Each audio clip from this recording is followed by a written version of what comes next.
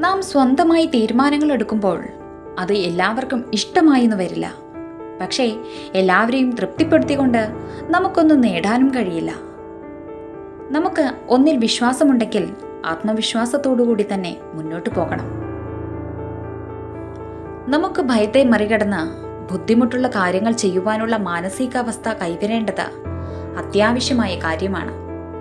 അല്ലെങ്കിൽ ഭയം നല്ല ഭാവിയെ തിരിച്ചറിയുവാനുള്ള കഴിവിനെ മുരടിപ്പിച്ചു കളയും.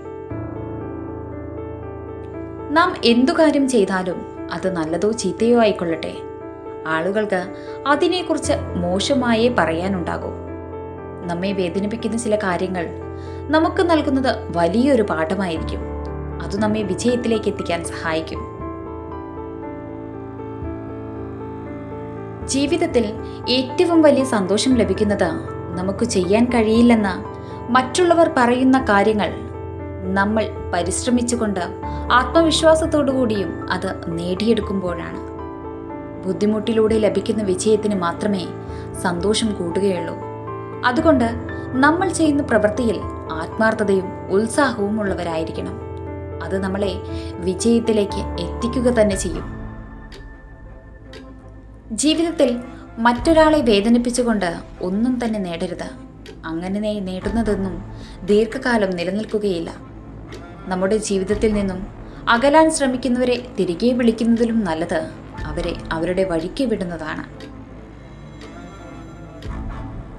ചിലർക്ക് നമ്മളെ വേണ്ടത് അവർക്ക് ആരുമില്ലാതാവുമ്പോഴാണ്.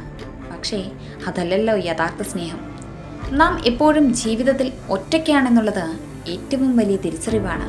അതൊരിക്കലും തിരിച്ചറിയാതെ പോകരുത്. നമ്മൾ ആരെയും ആശ്രയിക്കാതെ തന്നെ ജീവിക്കാൻ പഠിക്കണം.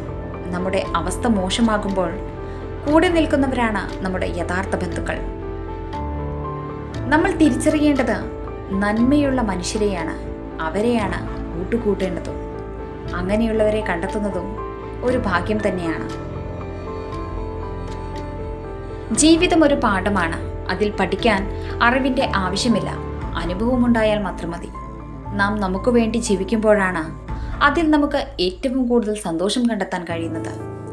ലോകത്തിലെ ഏറ്റവും വലിയ അതിശയങ്ങളിലൊന്ന് അത് നമ്മുടെ ജീവിതം തന്നെയാണ്. നമ്മെ കാത്തിരിക്കുന്നത് എന്താണെന്ന് പോലും അറിയാതെ ഓരോ രാത്രിയും പകലും പ്രതീക്ഷയോടെ കടന്നു പോകുന്നു. പക്ഷേ നാം നമ്മുടെ ജീവിതത്തിൽ എന്ത് ആഗ്രഹിക്കുന്നുവോ അത് നമ്മുടെ ജീവിതത്തിലേക്ക് വന്നു ചേരുക തന്നെ ചെയ്യും. എന്നാൽ നമ്മൾ അതിന് കഠിനമായി പരിശ്രമിക്കണമെന്ന് മാത്രം. ഒരുപക്ഷെ അതിൽ നമുക്ക് വീഴ്ചകൾ സംഭവിക്കാം. എന്നാലും ലക്ഷ്യത്തിലേക്ക് മാത്രം ചുവടുവെക്കുക.